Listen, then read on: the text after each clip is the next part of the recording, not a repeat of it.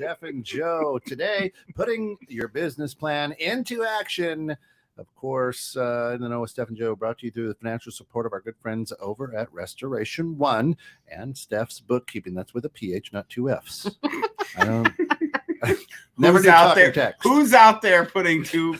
Never talking text. I was like, you shared it, and I looked. I'm like, what in the world? So anyway, good to have you guys. Happy New Year. Monstrosity is going on. We've been gone for like 2 weeks. I was gonna say, did you guys have a good New Year's? Yeah. Yeah. Well, I only had one of them, and it was New Year's. Oh, fair enough. Fair enough. Yeah. Well, that's good. Stayed out of trouble, Ken?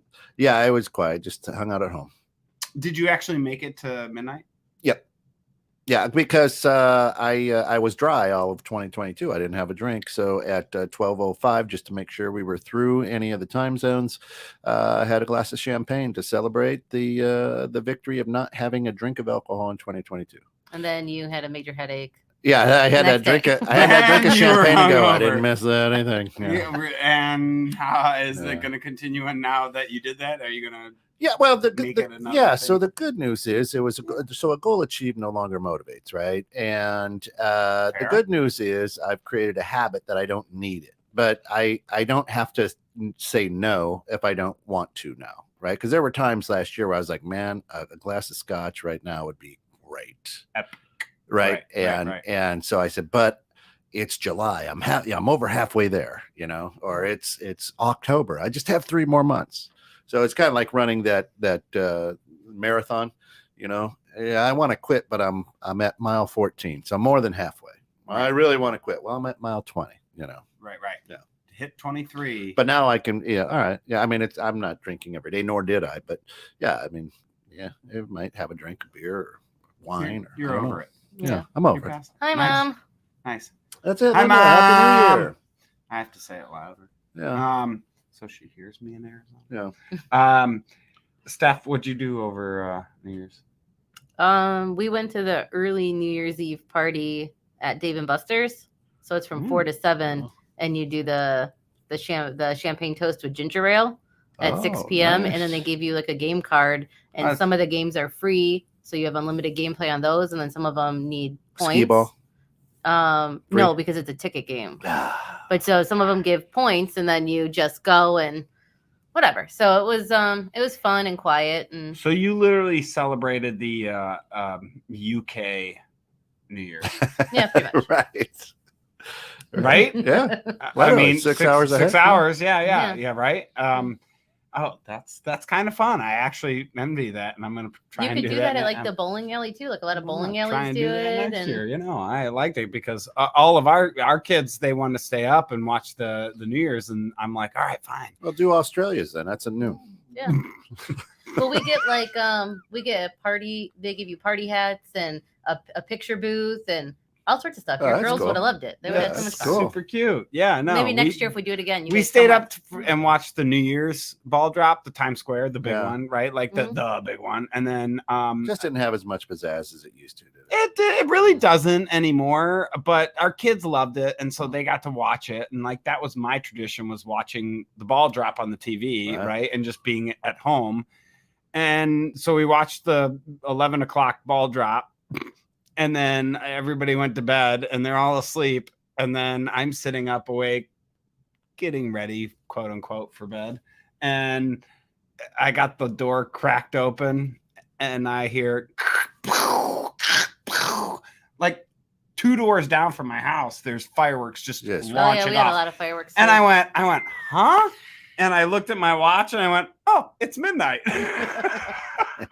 Happy New Year. And I started texting everybody, a few people I knew, Happy New Year, Happy New Year. And that was the only reason I knew it was New Year, was the fireworks going off. That was it.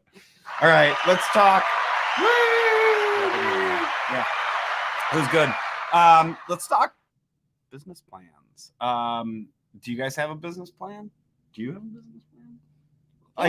Well, you got it. Like are we going to put it? Are we putting it in action? So a few shows ago, we talked about that it's time to make your business plan. So now we're assuming that everybody that listens to the show has made said business plan. Yeah. Hopefully. And so, so we're putting things into action now. And obviously I made a little mistake in the business plan. Already discovered it, 6 days in. I was like, shit. So fold it up. God. Damn it. I'm like, that's it. Gotta start over next year. That's it. It's January 5th. We have to crumble it up and start over in 360 days. Yeah. So with everything we put together, with all of the new policies and procedures for Valerie and Melanie, Rich and I are now creating utilization reports and efficiency reports for them, and we're going to start putting it up on our wall so they have an idea of, because sometimes you're just so in the thick of it and you just don't know how good or how bad you're doing. And I feel like most people that have a desire to do good are very hard on themselves, and they always feel like they're on the latter end of it. And so we're going to start putting the stuff up on the wall and all stuff. And then I'm like, okay. And then if we have the same, we're trying to grow we grew 53% last year. So we're trying to go for 55% this year. That's awesome. So that's aggressive. Yeah. I was like, yeah. That's aggressive. Yeah. So I was like, well, if we could do this and pull it off, then, I was thinking by end of second quarter, we would hire. Well, looking at the stuff and we're going into tax season and the phone's ringing for cleanup, I was like, well, dang, I didn't really factor that in so well. So now we are hiring. So looking for good bookkeeper. We're just moving that up a little bit. So if there's anybody that is looking for part-time work in the office in McHenry and wants to work with a great crew, wants to learn bookkeeping. Yep. What does the work entail? Yeah, so they're going to do bookkeeping. So they're going to do all facets of bookkeeping: receivables, payables, payroll, reconciliations, expense coding, job costing, sales tax, payroll, anything that you could do in QuickBooks. That's what we'll do. That's awesome. Love that. Yeah. I mean, these are great pieces to, to say. It's like, hey, we need more help, right? Like that is awesome. Yeah. I mean, if you're going to make a mistake on your business plan, that's a good one to make. Yeah. Am I right? Well, at least it's really, yeah.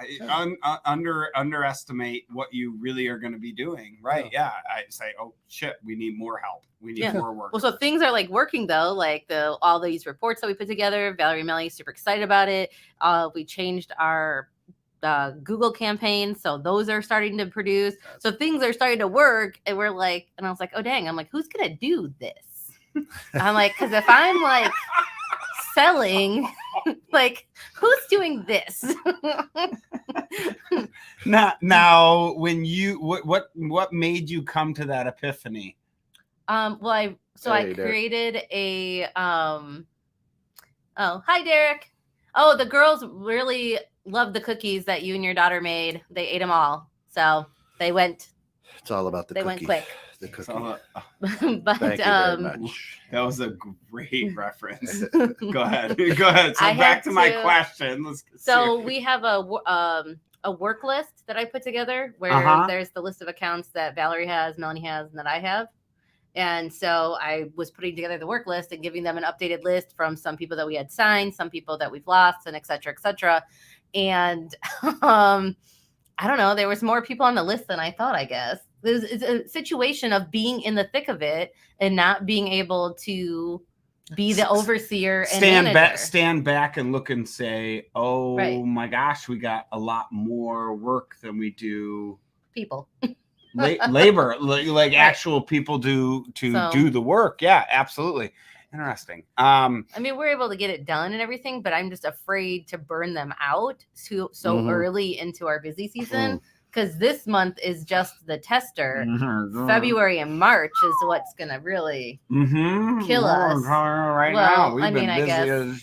I mean, you've been busy. I mean, the weather obviously is. Busy. We've been so busy, and we've been burning our guys, and we know that we're gonna get a little lull, but yeah. In fact, shout out to Derek Hartman. He came and worked on a job for us today. Really? Yeah. Yeah, absolutely. So while he makes cookies, he does financial planning.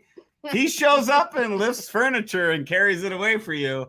He helped me with the furniture in my other office too. Well, he showed up and he told me a week ago. He goes, "Hey, I'm going to help you out," and I'm like, "Dude, sounds good, awesome." And he was so helpful, like, because he's just like, "Hey, I'll show up, I'll do it. What, you need help? So I'll help a friend." Who do you want to work for, Mom, me or Joe? Who are you trying to work for? Linda, come on, I'll hire you for 21.6. Come on, Linda. So Derek, the financial advisor, really misunderstood assets. Not where your assets, but what are your assets? About that. I don't know about that. If he's moving couches, that's where your assets. Well, he's taking care of business. Getting rear-ended. He didn't re-ended. Yeah, re-ended. That's the way I read it. That's the way I read it. Too soon. I'm sorry. Too soon. You guys are gonna get in trouble with my mom. That's right.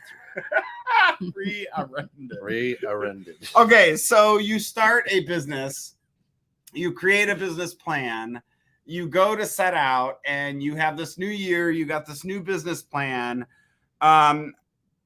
You say, to me, do what you say, right? Like, I say I'm going to do this. I want to do this. I'm going to do what I say.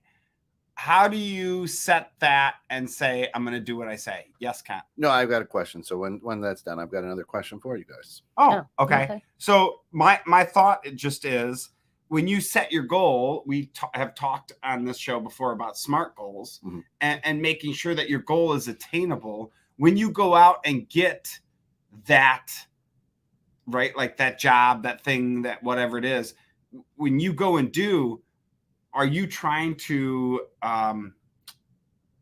when you set your goal and you go to get it, are you really trying to go and get your goal? Where are you at when it comes out the gate, right? Like, so if right out the gate, I got this opportunity, but then I go, I'm not quite ready, or I don't want to do it that way, or whatever it may be. How do you set a goal and then go get it? Because that, to me, is, you got a business plan, that's your goals for your business, go get it. The do is really what changes, I think, a lot of people, is going and doing. If I don't know, usually, I mean, the girls know, if I make a decision and I'm like, okay, this is what we're doing, then like 5 minutes later, okay, we have this software now and we bought this and we're going to do this. I signed a lease. Okay. That's a good point. And then I feel like once you put it, like, you start getting it in motion and doing it, then you can't stop then. But if you stand there and you're like, okay, well, I want to get 7 new clients. Okay, well, cool.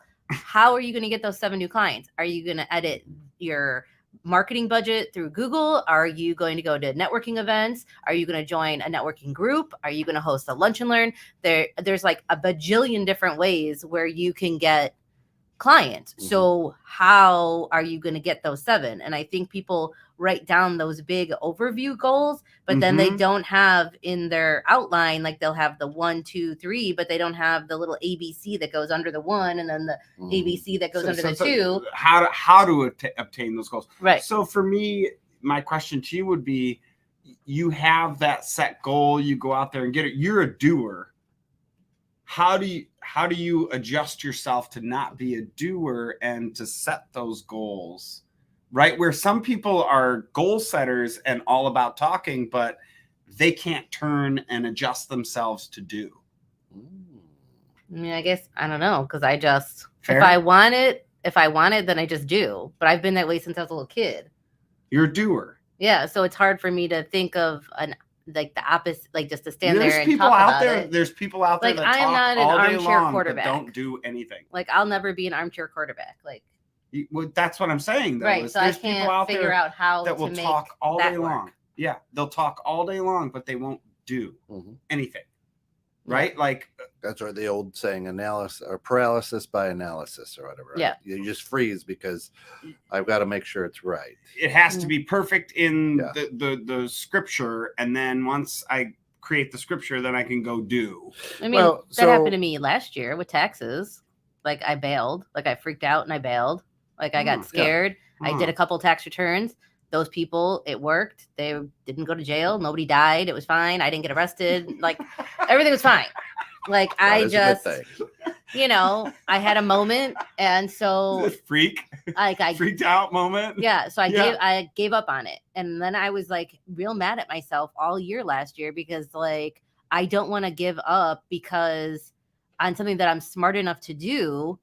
And I was like, no, like you're just being lazy. Like get your head in the game and let's get this done. So then this year I re-registered my PTIN because you have to do it every year. And I got different software, but I'm doing it correctly this time where I have a whole demo and onboarding session scheduled for Monday to learn this new software, make sure I understand it. It integrates with QuickBooks Online. So it's a really good tool for me because I'm very familiar with QuickBooks Online, and we're only targeting individuals and LLCs. LLCs, yeah. Christine Deitzler says, hi, guys. Hi, Christine. Wait, isn't she traveling? Yeah, I don't know. Oh. That's as soon as you said that, I was like, huh? Rearrended. Rearrended. Imposter syndrome. You got this, Jenny says. Yeah. So I just, you know, like it really like. So I'm always watching, she says. I guess the one time that I was a talker and not a doer, like it really beat me up. Like last year, like I was so mad at myself that you talked more than okay. So I made the announcement. I'm doing this. We're doing that, and then people started calling. I spent money on things to do this, and then I got scared. And I'm like, I don't understand why I'm getting scared because I do my own. Like I've done taxes. I've been doing stuff. Like I've been in this industry for a long time. Interesting. Like. I don't know why like this, like just that is so scary to me when I know it and I understand it. So it just doesn't make sense. I like that. So I think a lot of people say, all right, I built the business plan. Yep. That's exactly what I'm going for here. Yeah. Right. I know a lot of business owners like that. And that's their goal. That's why I say a goal achieved no longer motivates. I wrote the business plan. And now magically my business should run according to my business plan because it makes sense to me. It makes sense to anybody that reads the business plan, but whether or not it executes that way is a whole different ballgame. Correct. Well, no, like Valerie and I were just talking in the office earlier today because she's taking some accounting courses in college. And she's like, I got to tell you, Steph, that the stuff that's in these classes and the stuff that we do here and the stuff that the business owners give us is not as advertised in school. And I'm like, what do you mean? And the light bulb goes off. So we were kind of talking about it. And I'm like, you know, it's the same thing. Like when I took Spanish in high school, they teach you the proper dialect, all this stuff. It's no different with accounting. They teach you all the proper stuff in the perfect storm. These clients give you this stuff. Your clients are just as educated on bookkeeping as you are. Oh, yeah. You guys all speak the same language. You asked for this, they give you this. Play. You know, I said, but when I said, if you went down to Mexico, I said, all different territories have different dialects, different slang, different things. Mm-hmm. So you're out there saying and doing these things, but people don't understand you because you were formally taught and they were taught on the streets. Mm-hmm. You know, and so I'm like, in bookkeeping, you know, analogy. Like none of the small business owners opened a business. I mean, outside of me, opened a business to do bookkeeping. Like they opened it because they had a passion in restoration or the radio or plumbing or something is their passion and has nothing to do with bookkeeping. Although I will say my wife is a killer at bookkeeping. She knows her game. Yeah. Shout out, Carrie. Sweetheart. That's right. Thanks for keeping the IRS way. So should a business plan be every year? Should it be a 5-year plan? This is the question that has come up. Or should it always be at the beginning of the year, when you talk about business plans, what type of business plan are you talking about? Because if it's a 10-year business plan, well, you always have like your 1 year, 3 year, 5 year goals, and then each quarter we review our plan, our annual plan, and see if we're still on track or we have to pivot, or or maybe, and then if we have to pivot a lot, then maybe we need to adjust the 3 and 5 year plan at that time as well. Yeah, I would concur with that in the sense that you should be viewing your goals, your plan on a quarterly minimum basis, and as you're doing that, you're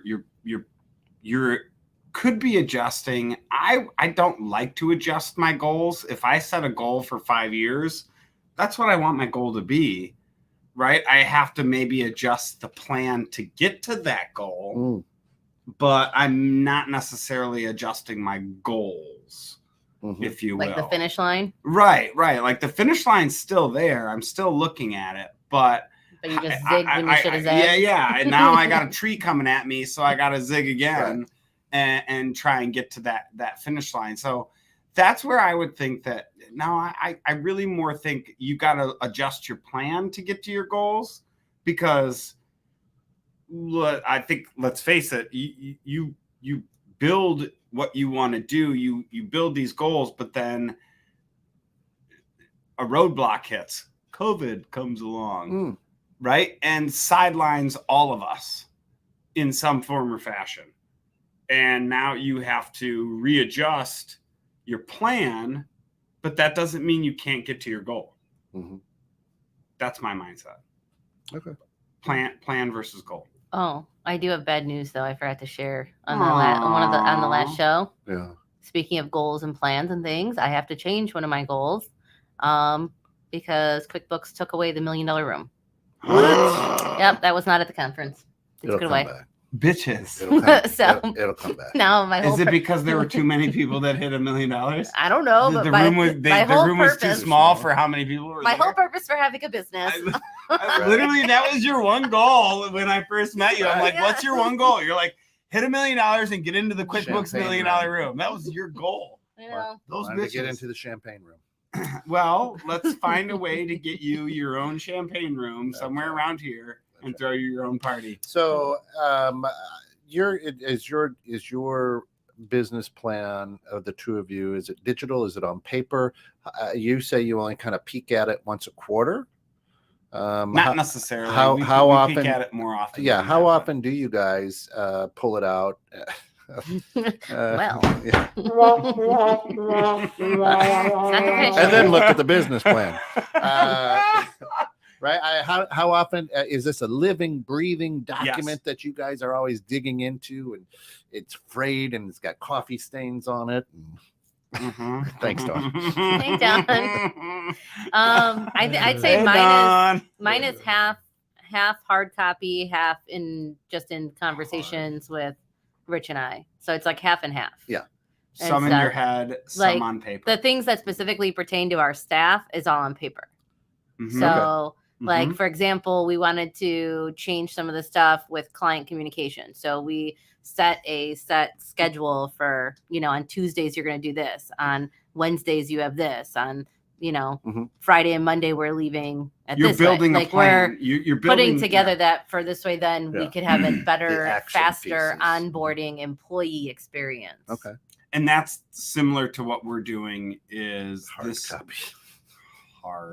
copy. Thanks, Dawn. Hey. This year, that's what our goal was to get more things in writing, because we built this company. We have all these great aspirations. Carrie and I share them. We know what each other's thinking. We know what we want to do, but is it in writing for everybody else to understand and see and know? Yeah. I mean, I told Valerie and Melanie like what targeted goals we're trying to hit as a company overall for this year, and what revenue streams we're trying to grow this year. So they're very in the know of the stuff. Steph and Joe. Yeah. But now I think by providing them with the utilization reports and the efficiency reports, it will give them a better boost. All right. So you've created your blueprint and you put it into action. And this one goes specifically to Joe, because you are a franchise, right? Franchise owner. So does the franchisee or the franchise, whatever, does Restoration One, do they say, here, you need to put this into your business plan? And how does that affect your business plan? Do you have to start all over? I would say as a franchise owner, it depends on the franchise. Okay. Much of the reason that we got into this franchise was due to the amazing support they give us for what we want to do. They want us to grow. They want us to be great. However, they are not going to push us to do something we don't want to do.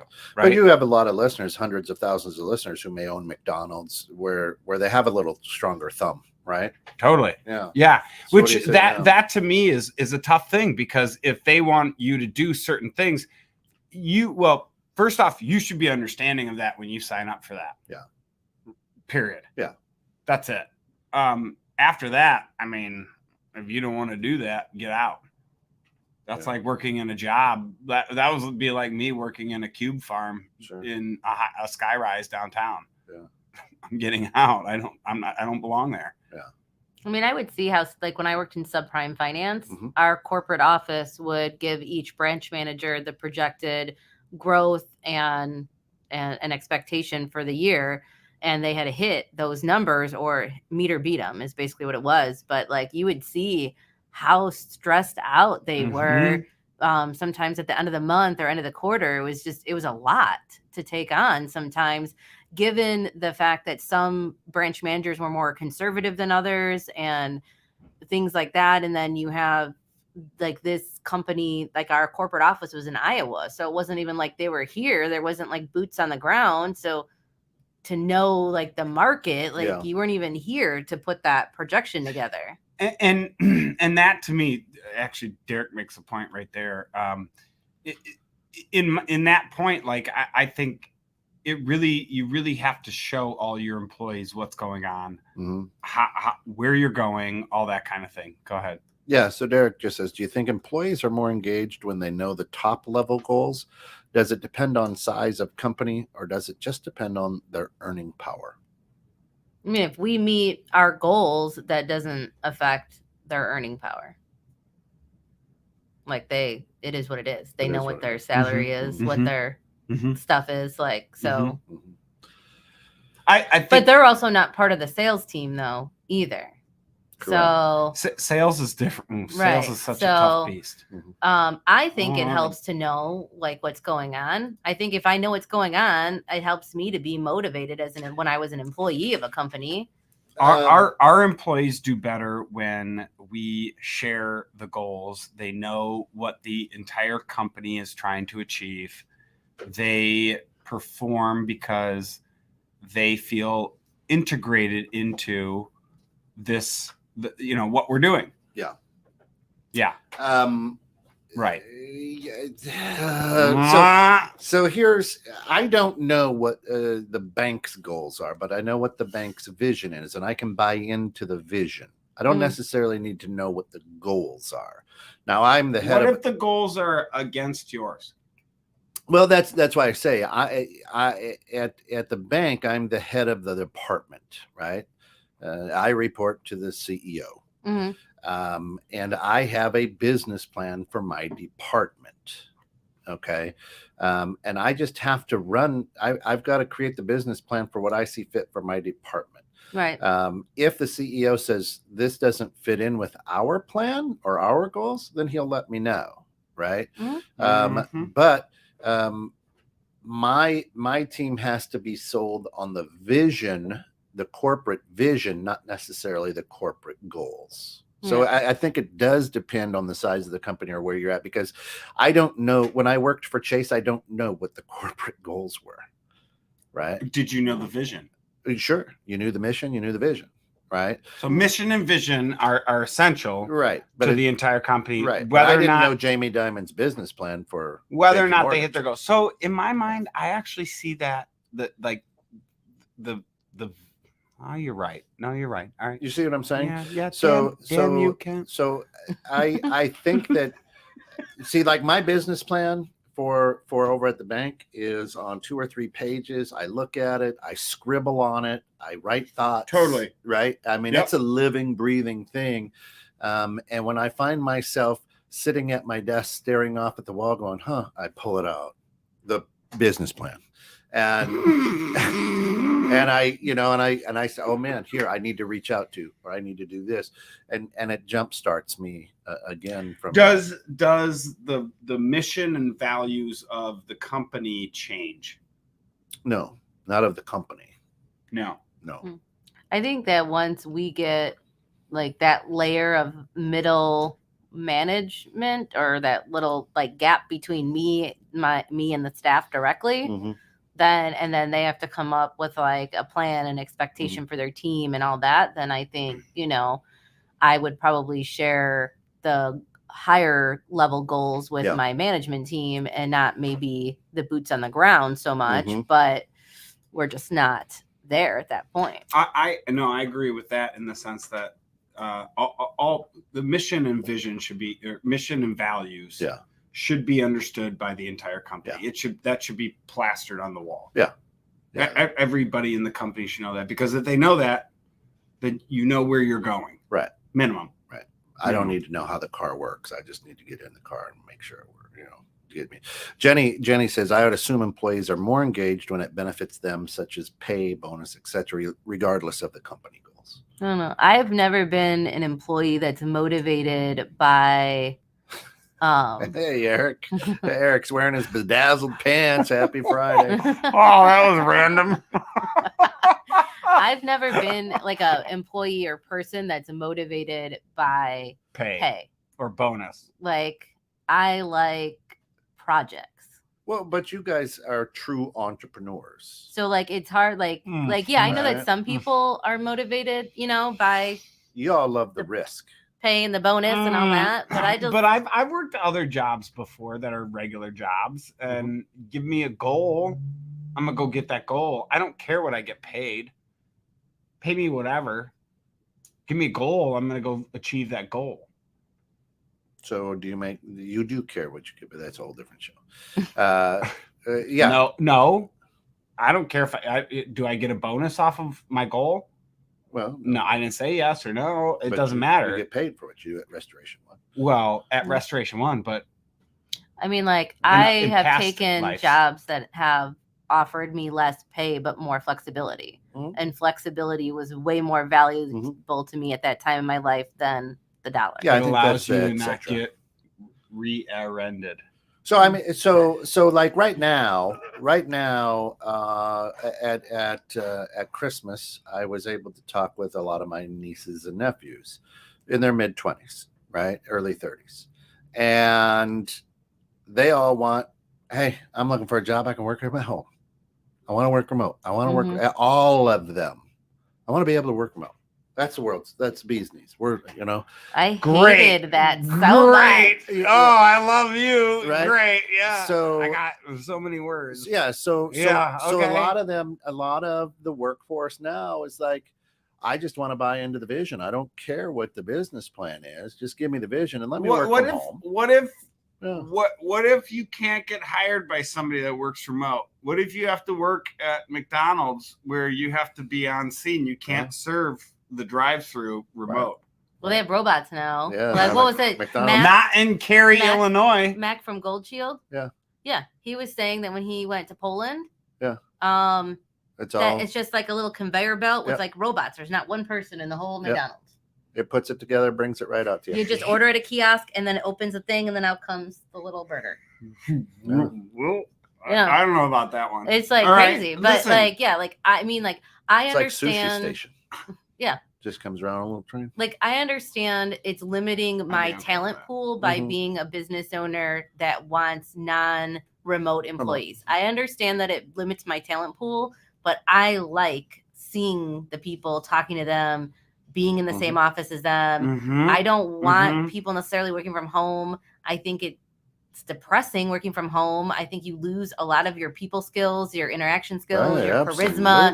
There's so many things that I feel like are affected by that. Do you think that generation that is wanting to stay at home, I'm not going to name a or multiple generations that are wanting to stay at home, but is there those that want to stay home, are they going to be at a detriment later in life, you think, due to the fact that I think a lot of businesses are going back in person. I mean, there's been mass layoffs in the tech industry recently, and people are going back into buildings, back into in person. I think that there's still a lot of job opportunity out there. Don't get me wrong, to work from home. I think there are a lot of jobs, such as mine, that can be done from home. But I don't know. Lynn says collaboration is where it's at. Tune turntables and a microphone. Sorry, I'm all around it. I don't know. You're landing it today. I agree with that. I don't know. I think it would be risky to create a business plan as a business owner with a remote vision in mind for your whole staff or even so in my mind, I mean, there's people that do it that are very successful. I have clients that do it. They have employees internationally, and they're killing it, and they are doing really well. But it works.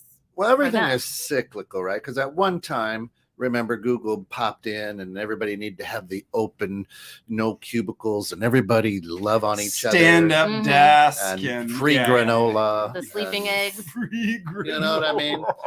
And then every business is like, man, look how great Google is. We've got to do that. Well, the next thing you know, what's on the rise? HR, the incidences of inappropriateness and everything is on the rise. Multiple people in the eggs. Twins. Conjoined sometimes. I agree. And it is to that point. Then now we're back to the cool thing now is work remote, right? And there are some industries where you can do that, absolutely, but there are some industries where you absolutely cannot. And I think you have to take a look at your business plan. So, for instance, I call mine a hybrid that I'm looking for. There's going to be some times where you need to come into the bank and know the team and build that camaraderie. But I also want you selling, so I don't need you sitting in the bank from 9 to 5 Monday through Friday, right? You need to have some autonomy and the ability to say, hey, I'm working remote today because I've got this, and this going on. When I was in insurance, it was the same way. I, in fact, left insurance because I moved out to Cary, and the goal was to work from home a day a week. Yeah. One day a week. This was well before COVID. And quit because I wasn't allowed to work from home 1 day a week. COVID hit. Everybody's working from home now, and they're trying to drag people back into the office. And I was like, I literally just could have been fine, right? Like, just give me that goddamn autonomy. Let me be. I was going to complete more work from home because I'm not getting bugged from somebody else in the office pecking in my ear saying, what about this? What about that? Right? Yeah. So, I mean, Jenny even says, hey, working from home option's been amazing. Many benefits, especially for working parents. Exactly. I don't know that I was working from home during the peak of COVID. Like, I hadn't bought my office yet, and I was working from home. Eli was e-learning, and then I had all the house stuff and the laundry and the this and the that. Like, it was just mentally overwhelming. Like, I couldn't, because like I was working in my dining room on the table, and I couldn't separation turn it off and get away. Right. Like, I have my office here, and I go home, and it stays there. That was the difference. I am not that person that can do that. I get distracted so easily. Like, the dryer goes off. Oh, I'll just go fold this. Oh, no, look, there's a spot on the floor. Maybe I'll vacuum that. Oh, look at that. Next thing you know, it's like 5 hours later and you haven't done a single bit of work. It's dark out, and I'm like, well, dang. I'm like, well, I guess today. It's after 5. I'm just gonna close this now. When I would work from home when I was in insurance, we have a spare bedroom. I would just go up to the spare bedroom, put myself at the desk, lock the door, and Carrie would come up and knock, and I'd be on the phone, and I just go and knock back. Nope. and be on the phone. And I just spend the whole morning up there till lunchtime. Then at lunchtime, unlock the door just like I would at the office, leave for lunch, go out, go downstairs, get my lunch, eat with the girls, whatever, go back up, lock the door. Now I'm back in the office. So I get that. You have to have that. You know what I just thought about though? What? Is that like doing a Rolodex of every job and company I've worked for from the time I was 14 to now. I think only one of the companies I worked for would have been having the option or ability to do a work from home option. Yeah. Not including Steph's books. Not including Steph's books, but like everything, like I've never been in a every single job do so. Yeah, you had to be there because like otherwise the company wouldn't function, because like working in fast food, hard to work in the trades from home, like working in construction, like doing, I can't change a toilet from at home. But you know what I mean? Like I think that maybe that's why it's so difficult for me to wrap my mind around the working from home thing, because only one of my many jobs would have been where it would have worked. I was going to ask you, Kent, when it comes to what you were saying about your crew and the goals you're setting and this and that, do you require them to come in once in a while? I was required to be in the office for insurance all the time because some underwriter or some agent might stop by and you need to be present in case they stop by. So you have the office has a presence, and you get to meet them and you get to schmooze and rub elbows with, right? So in my mind, I get the fact that there is a value to being in the office. You get to talk to other colleagues, other colleagues and teammates, or just peers that are not necessarily teammates, and bounce ideas and get ideas of what you could do to solve your problems. Right. So I get the fact, but curious what if it's, do you require them to be in because it's just merely mingling with other people that are in the office, or is it other, well, at the bank it's so, hey, if a client comes in and wants to speak with somebody, we have somebody there for them to speak to, a team member, right, present. Hey, I've got a question on a mortgage. Oh yeah, let me get Ryan. Oh yeah, let me get Jim. And not always let me get Kent, let me get Kent, let me get Kent, let me get Kent, right?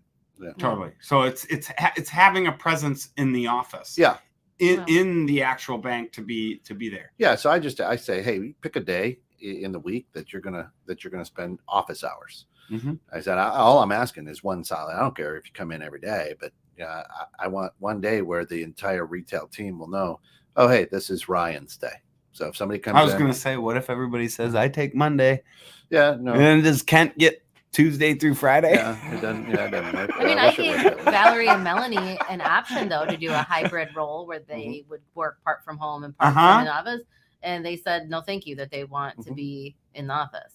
Well, and so especially with banking and with what you do, there's a lot of people's, good, stuff, right? Their identity, a lot of their personal information, their finances that you don't necessarily want scattered across laying around somebody's house. McHenry County. Yeah. Where are you going around McHenry County so often? Right. But as a part of a business plan and turning that business plan into action, I think these are all things that you have to kind of think about, right? And understand that, let me look at every option. Because here's what I can say. In 2020, when we thought we were all going to die, we were like, oh my gosh, relatively. You thought you were going to die. I have to work on this. You really thought you were I don't want to get fired. Oh my gosh. And the first 3-4 months you're working from home, you were like, people would still get dressed up like they're going to, after about the 3rd month, they're like, I'm not getting dressed up. I'm not even combing my hair today. I'm not going to brush my teeth. I'm just sitting here. And then you learned, well, I can watch Sports Center for the next 3 hours and answer the phone when it happens and get my work done. A lot of people now, especially the millennials, go, I can get 2 full-time jobs if they're both remote. and I can work them both. I know somebody who has, I think it's 7 jobs. Wow. Remote. All remote. Yeah. But is it jobs that require them to have meetings? All IT. Yeah. Yes. Hmm. They have, from what I've heard, can have up to like 3 or 4 meetings going at once. Wow. And whether or not they're paying attention to all of them or whatnot, I don't know. But because they're a freelancer type. It's not really freelancing, but they're IT in the sense that they're IT marketing. Sure. Right. So it's like social media. So they say, hey, we're going to start to do this program for social media marketing. And then they go, okay. And they get the notes from the meeting, and then they just go and execute the notes from the meeting at some point, and they've done their job. Right. And they do that. From what I've heard, 7 companies they work for. If you can make bank, go get it. Well, that's the thing though, is I don't think make me anxious. Right. I would be anxious. You look anxious just sitting there listening to the story. I wouldn't do I don't think they make bank off of even the 7 because it's that crappy of a job. I don't know what you want to call it. I don't know, but it's not a lucrative position. Right. Exactly. So I have a question. It sucks. So you know how sometimes when you're starting off in your business and you still have to work, 2 jobs. You have your job, and then you have your business that you're starting up, and you're doing all these things, and then it starts to get to a point where you have to decide either you're going to be all in your business or you're going to still do this, combo role. Do you ever feel like weird as all the time a business owner, like when you see other business owners that like have their resumes out and they're putting more time in that versus putting their business plan together and putting it in action? Like, is it weird, or am I just being like weirdly judgy?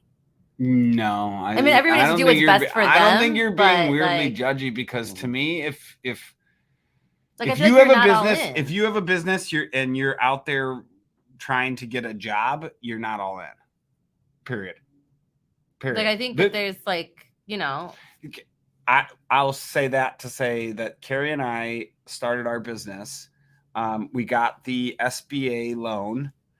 You can get a $100,000 SBA loan to start a small business. We did that. We did that based off of my prior job, where I was working in insurance. We got the loan based off of my job and me keeping my job. Mm-hmm. Got the $100,000 hit our account. I quit. I really don't care, because we already paid that. That loan's long gone, long gone from here.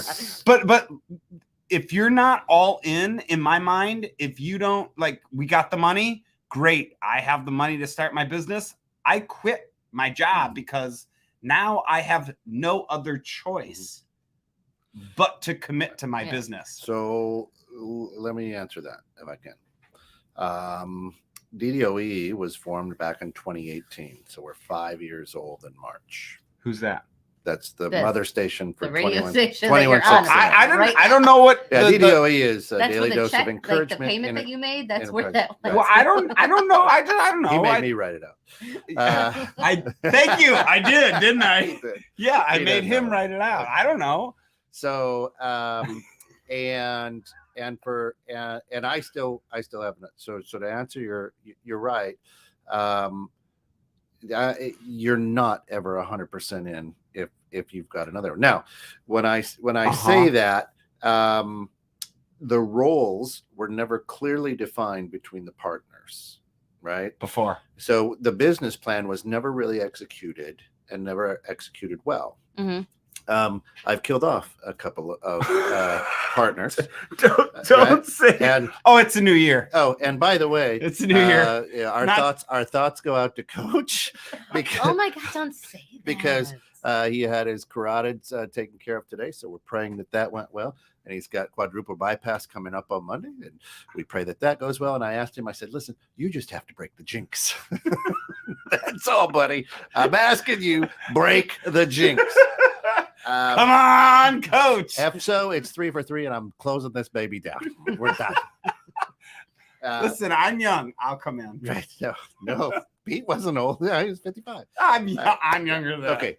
All So I'm out there, right? Mhm. And the roles, we never clearly define the roles or really put the business plan into action. Okay. Right. So that has forced me to continue to stay with 1 foot out and 1 foot in. Mm-hmm. Here in 2023, the motto is I'm free in 23. That's my push. And with who we brought in as partners now, you'll see we're making some moves and some aggressive moves. We've had some high level conversations to make it happen. So now the roles are clearly defined and the business plan is actually being put into action with follow through. Yeah. Right. Yeah. I got a question on that because this was my last note that I wrote down. Yeah. What happens when you get sidetracked from your business plan, right? Like you get so busy, you're just busy and you're just trying to literally churn business. Well, and you can't like actually make the changes to make your business plan come into action. Well, that's what happened to us last year around this time. That's what I was going to say. Yeah. What you have to put a paper bag over your head. And here's what I mean. Please do explain.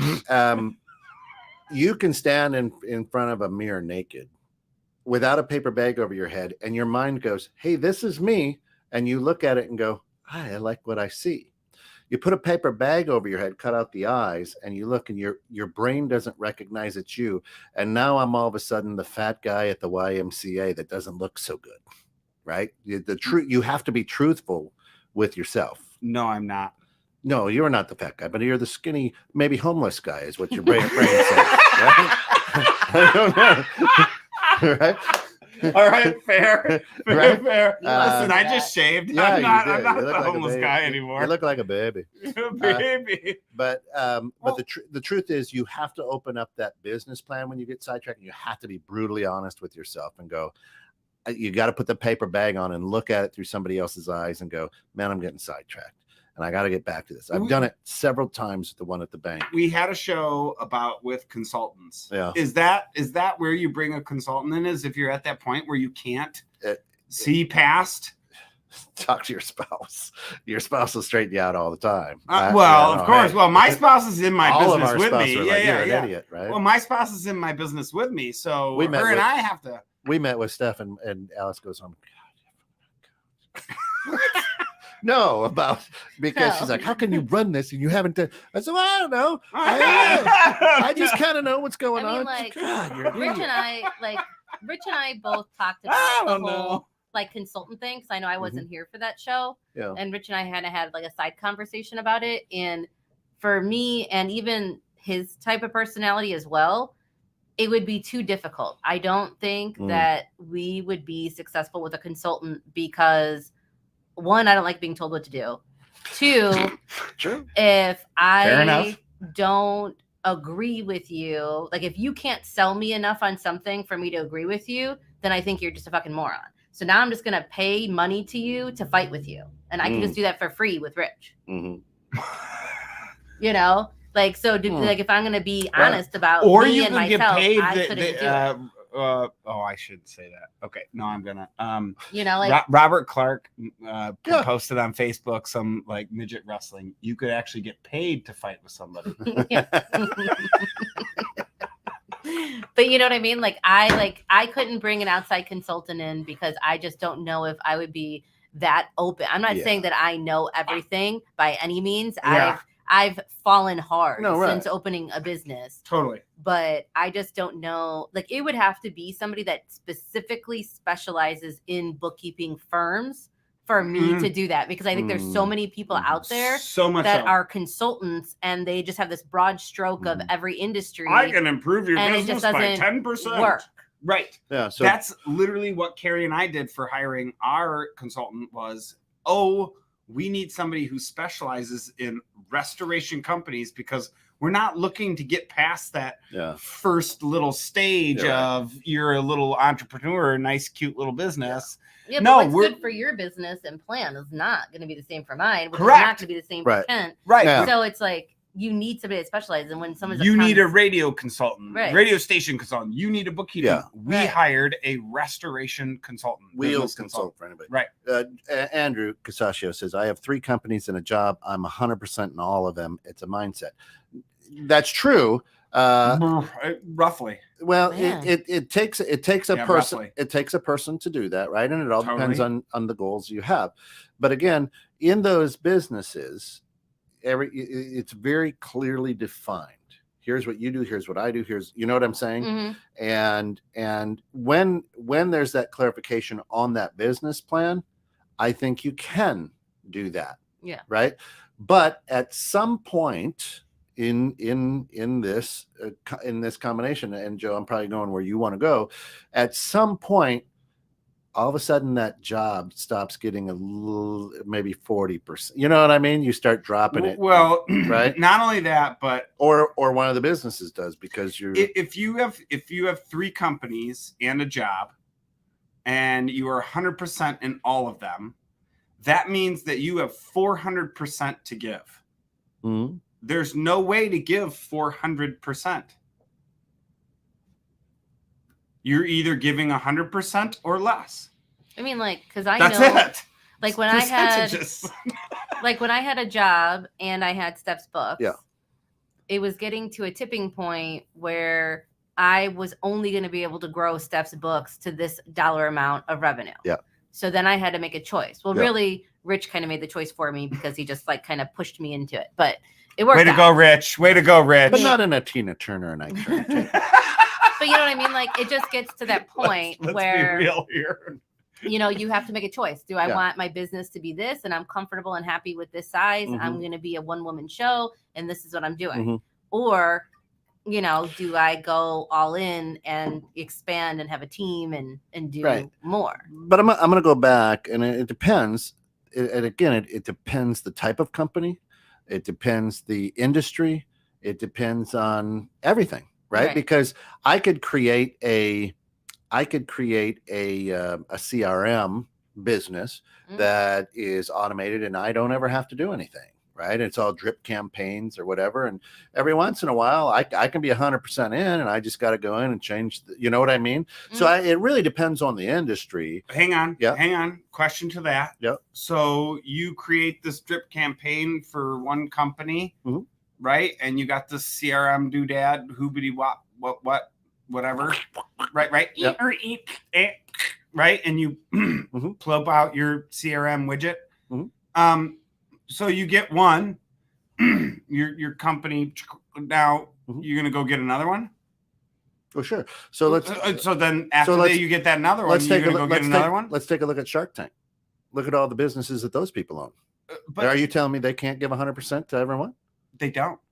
What do you mean? Are you talking about the sharks? Yeah, they don't. No, they just own a small percentage. No, they don't. They hire somebody to go That's get. what he says. I have 3 companies. Yeah. No, I mean, I think it's possible. I mean, like, because like I would like to have another business on top of Steph's books at some point. He is not giving 100% to each business. I would become more reliant on my internal team for certain things than what I do 400%.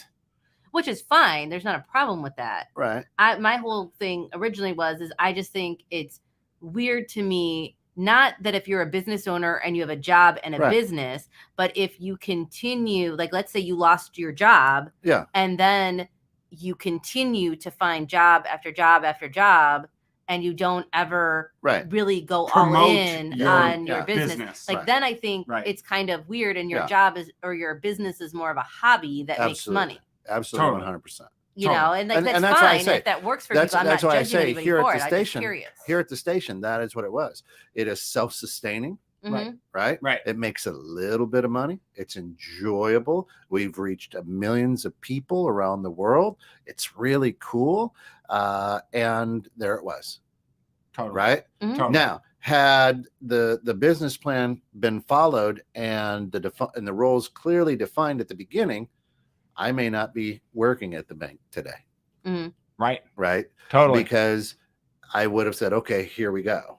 Let's go 100% in. Right. I'm not going to devote any of my time to anything Boom. else. Right. That's 100% of your time devoted to the radio station. Well, no, you don't even have 100% of your time devoted to Restoration One, so you can't You're right. say that. I don't, and Right. I don't. But that's why I don't say that. Right. But when he says I'm 100% in on all of them, doesn't mean he's giving 100% of his time and effort to each one. He's like, hey, I'm running these. That's fair. I'm 100%. That's fair. I believe it's 100%. the kids say 100, 100, right? No, I don't know. You know, so no, I don't know. Yeah, when the kids get a little older, though, you'll see that. Well, It's so bussing. I hope not. bussing. I hope not. oh, we're over time. Yeah, we're over. I hope time. not. We're way over. We're rocking. Well, we year. we started a little late. So New year. We're good. Oh. Yeah. We're an hour and a minute.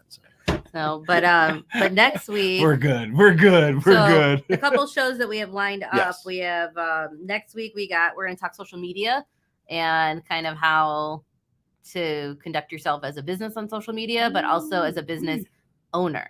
And And not- how yeah. public do you I love make it. your personal page to personal You don't- versus you can't just everyone. whip it out there on social media. and Whip then it out all the time. and then we're going to talk after that we're going to talk economics Oh, I love it. and I supply love and demand economics.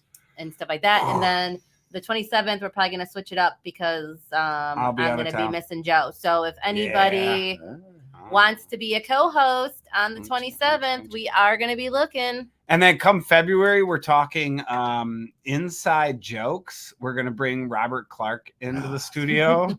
That one is going to be a doozy of a Epic. show. Epic. Yeah, that one will be. That'll be up. We're going to have a lot of fun on that show. We already know that. Yeah, So, it's gonna be yeah, crazy. tune in all the rest of the month. That's it. All right. All right. Hey, for all of us here at 21.6 Net, thanks for getting caught in the net. This has been In the Know with Steph and Joe. And you know what they say on NBC? The more you know. What?